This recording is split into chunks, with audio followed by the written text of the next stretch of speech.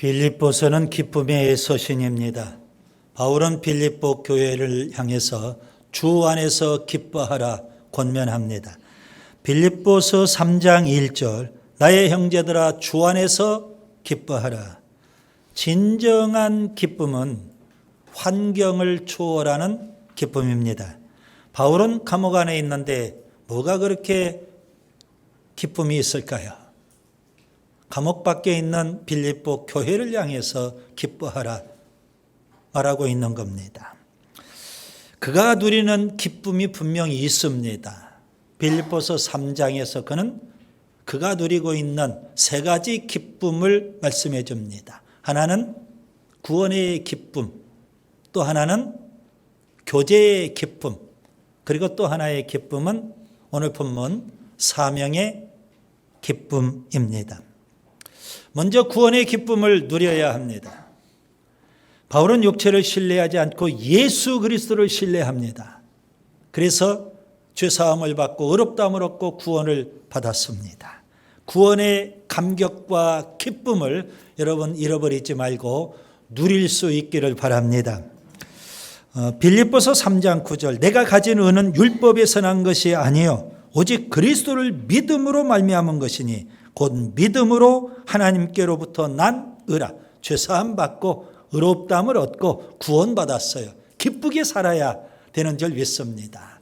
구원의 기쁨을 누릴 뿐만 아니라 한 걸음 더 나아가 교제의 기쁨을 또 누려야만 합니다.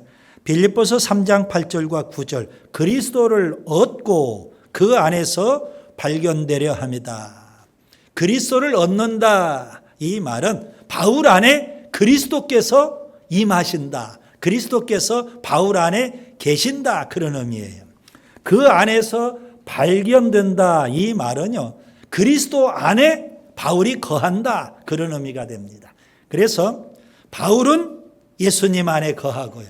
예수님은 바울 안에 임하시고요. 아주 친밀한 영적 교제를 나눌 때 기쁨을 누릴 수 있다는 겁니다. 그것을 교제의 기쁨 이렇게 우리가 표현하고 있죠. 예수님과의 친밀한 교제를 통해서 바울은 예수님을 더 깊이 알아가는 그런 은혜와 기쁨이 있었던 겁니다. 빌립보서 3장 10절 내가 그리스도와 그 부활의 권능과 그 고난에 참여함을 알고자 했다. 여기 참여하다 이 단어는 교제한다 그런 의미입니다. 예수님과 교제를 통해서 바울은 그리스도를 아는 겁니다. 예수님의 성품을 더 닮아가는 겁니다. 그리스도의 부활의 권능을 그가 체험하는 겁니다. 그리고요, 그리스도의 고난에 참여하게 돼 예수님의 십자가의 고난을 깊이 깨닫게 되는 겁니다. 그래서 예수님을 깊이 알아가는 그런 은혜와 기쁨 어디에서 나와요? 교제의 기쁨입니다. 바울은 또 다른 기쁨을 또 누리고 있어요. 세 번째 기쁨이 있죠. 오늘 설교 제목 보시면 사명의 기쁨입니다. 본문 14절 표대를 향하여 그리스도 예수 안에서 하나님의 위에서 부르신 부름의 상을 위하여 달려가노라. 여기 하나님의 부르심이라는 표현이 있죠. 하나님의 부르심에는 두 가지가 있습니다. 구원애로의 부르심, 또 하나는 사명애로의 부르심입니다. 여러분 구원과 사명은 뗄 수 없이 깊은 관련이 있습니다. 구원받았다면 반드시 사명에 살아야 하는 겁니다. 자, 사명에 살기 위해서 우리가 헌신하고 충성을 다할 때, 그리고 바울의 표현대로 달려갈 길을 달려갈 때 우리는 기쁨을 누릴 수가 있고 그 기쁨이 사명의 기쁨입니다.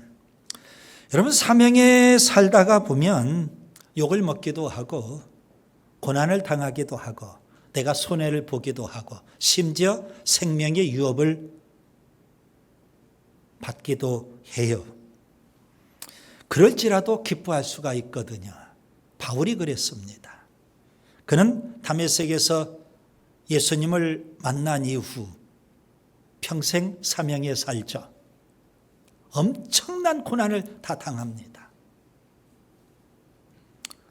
빌립보서를 쓰고 있는 지금 현재도 그는 로마 감옥에 갇혀 있는 겁니다. 그리고 끝내 그가 순교하기까지 합니다. 네로 왕제의 엄청난 핍박과 박해를 받고 순교를 합니다. 그런데 분명한 사실은 그의 마음속에는 기쁨이 충만했더라는 겁니다. 그렇게 고난을 많이 받는데, 그렇게 생명의 위협을 많이 느꼈는데, 심지어 순교하는데 그의 마음속에는 기쁨이 충만해요. 사명에 살았기 때문에, 달려갈 길을 다 달려가기 때문에, 충성 헌신을 다하기 때문에 그에게는 기쁨이 있었어요. 오늘 우리가 바울처럼 사명의 기쁨을 누리려면 어떻게 해야 될까요?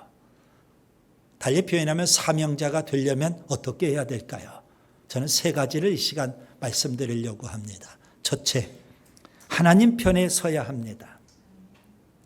모세를 보세요. 그는 이스라엘 백성을 이끌고 출애굽을 해요. 홍해를 건너서 50일 만에 시내산에 도착합니다.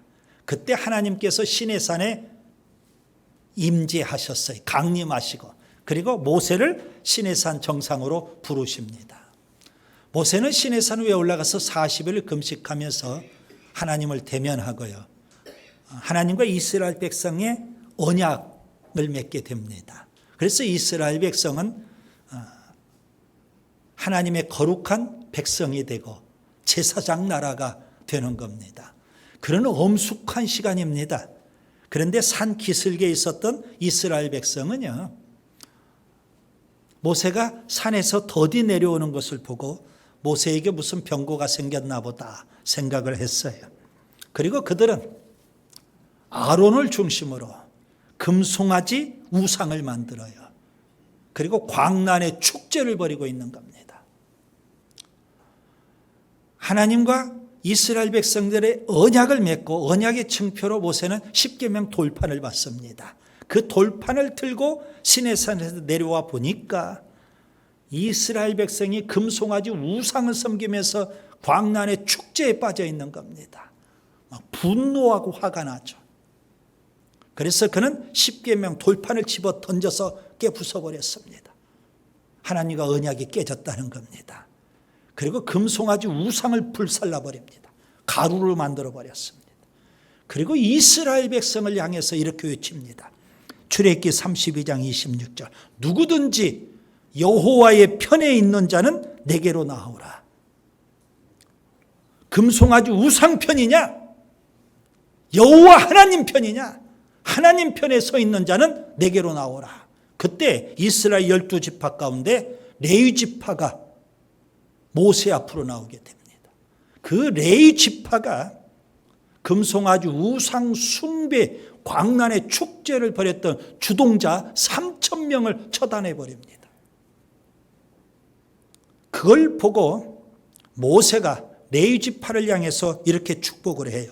출애굽기 32장 29절, 오늘 여호와께 헌신하게 되었느니라. 그가 오늘 너희에게 복을 내리시리라. 여러분, 여기 헌신이란 단어가 나와요. 헌신은 뭘까요?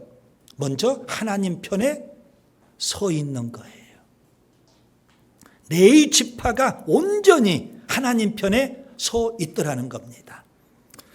영적으로 어느 편에 서 있느냐, 이거 굉장히 중요한 겁니다. 하나님 편에 서 있느냐, 아니면 금송아지 우상 편에 서 있느냐, 하나님 편에 서 있느냐, 세상 편에 서 있느냐, 교회 편에 서 있느냐, 불신앙 세상 편에 서 있느냐. 여러분의 영적 위치, 영적 현주소를 분명히 해야 합니다. 모호한 사람들이 있거든요. 이 편도 아니고 저 편도 아니고 나는 중립이다.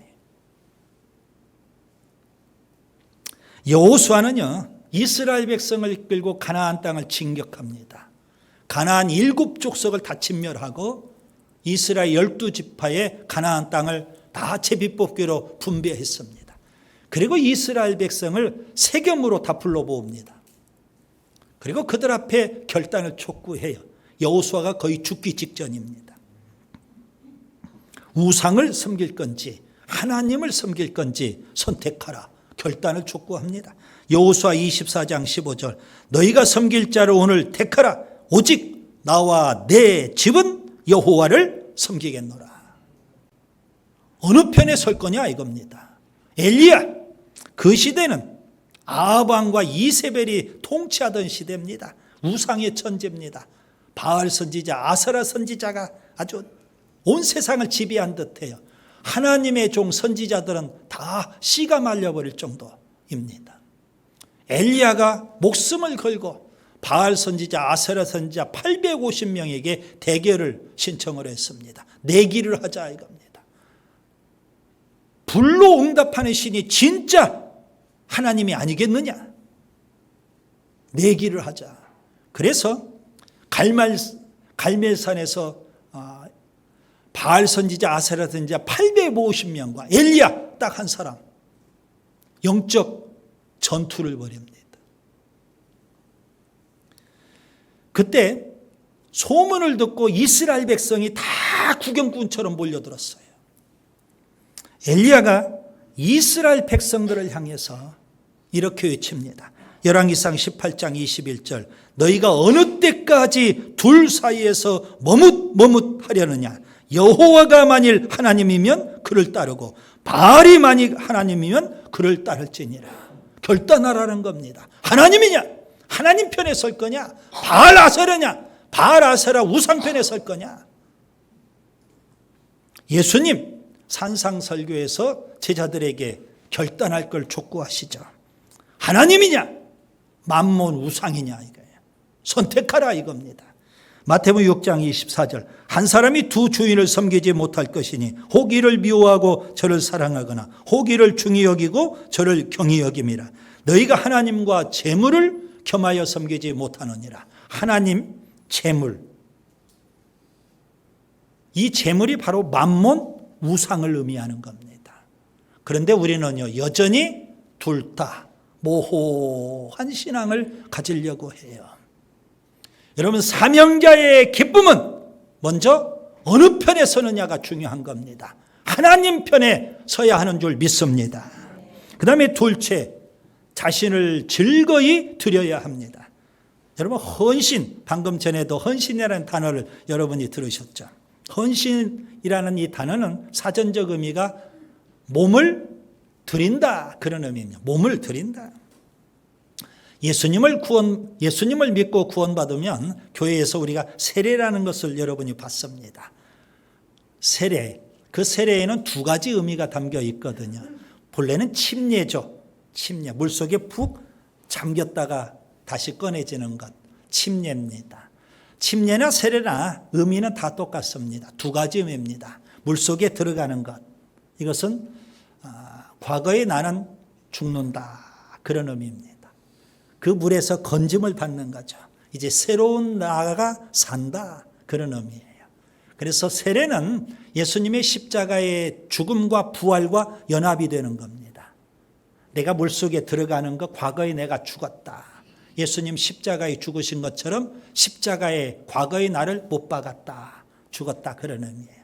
그리고 물에서 건짐을 받아요. 예수님이 십자가에 죽으셨지만 부활하신 것처럼 부활의 새 생명으로 내가 새롭게 산다 그런 의미, 그런 의미로 세례를 받았어요. 여러분, 로마서 6장 11절 너희 자신을 죄에 대하여는 죽은 자여 그리스도 예수 안에서 하나님께 대하여는 살아있는 자로 여길지어다. 그래서 여러분 세례를 받았다는 것은 우리의 몸을 죄에 세상에 내주는 것이 아니고 하나님께 드리는 것을 의미합니다.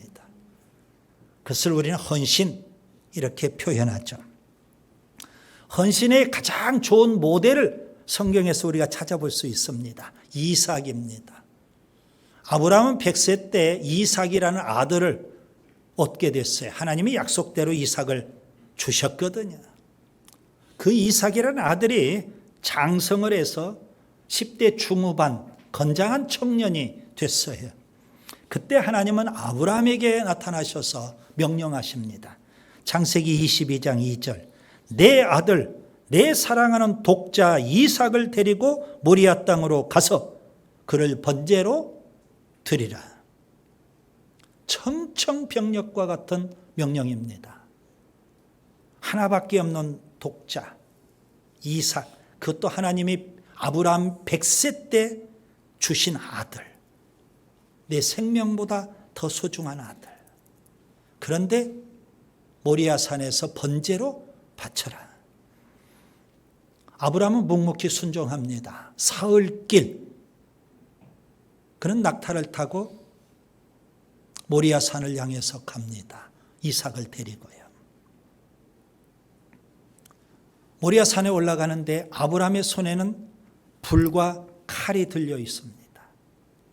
그리고 이삭의 어깨에는 번제할 나무가 쥐어져 있는 겁니다. 모리아 산에 올랐어요. 아브라함은 말없이 이삭의 어깨에서 나무침 그걸 내려서 제단을 쌓습니다. 번제단을. 그리고 이삭을 결박해서 번제단 위에 올려놔요.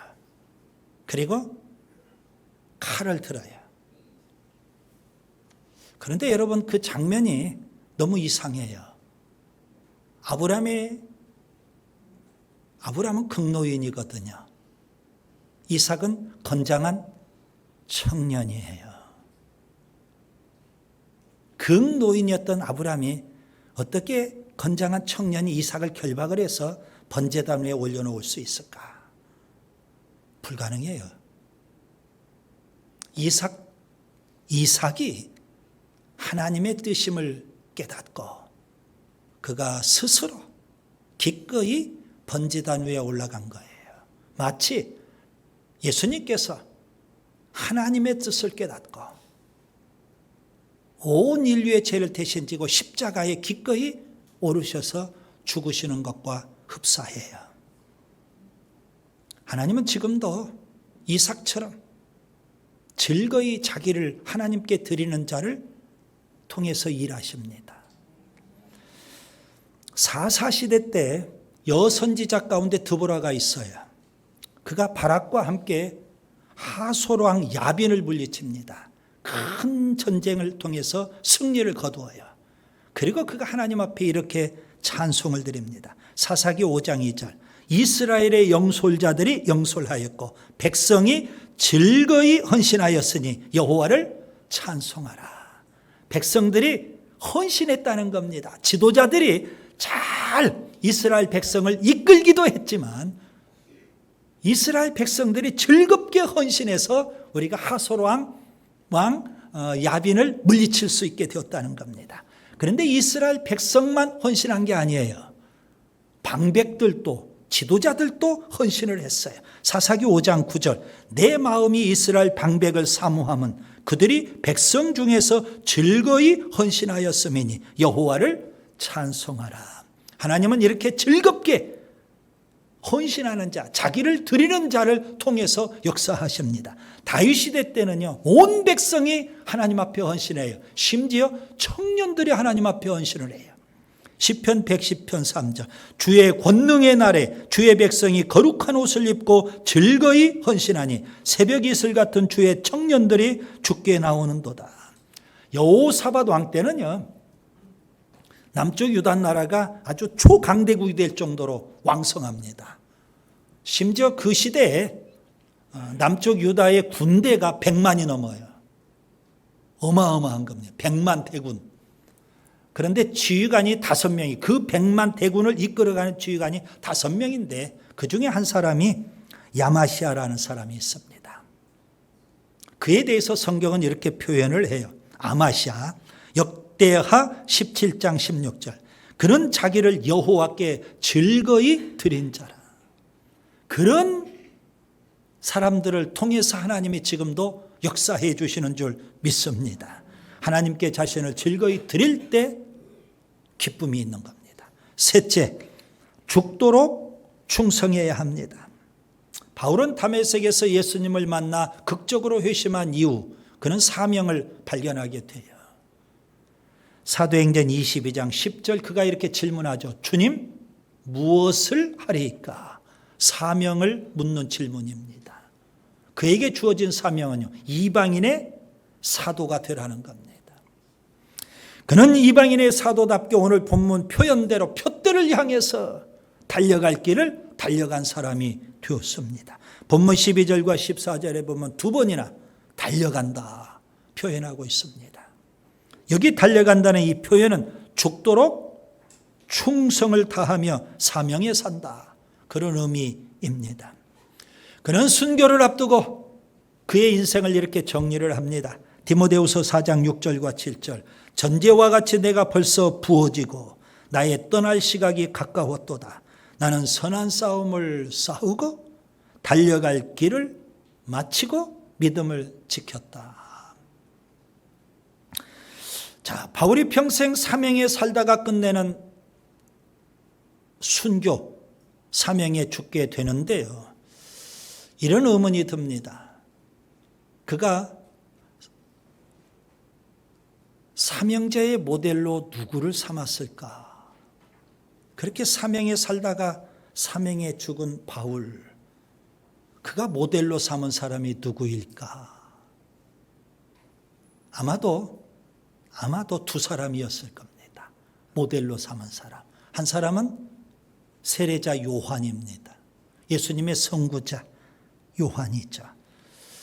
그는 세례자 요한을 많이 연구했던 것 같아요. 사도행전 13장에 1차 선교 때 비시디아 안디옥에서 그가 설교를 해요. 성경에 나오는 바울의 첫 설교입니다. 그 설교 속에 그는 세례자 요한을 언급을 합니다. 사도행전 13장 24절 25절, 요한이 먼저 회개의 세례를 이스라엘 백성에게 전파하느니라. 요한이 그 달려갈 길을 마칠 때 세례자 요한을 가리켜서 달려갈 길을 다 마쳤다. 사명에 살다가 사명에 죽었다. 이렇게 표현을 해요. 또 한 사람이 있을 겁니다. 그 한 사람은 스데반일 겁니다.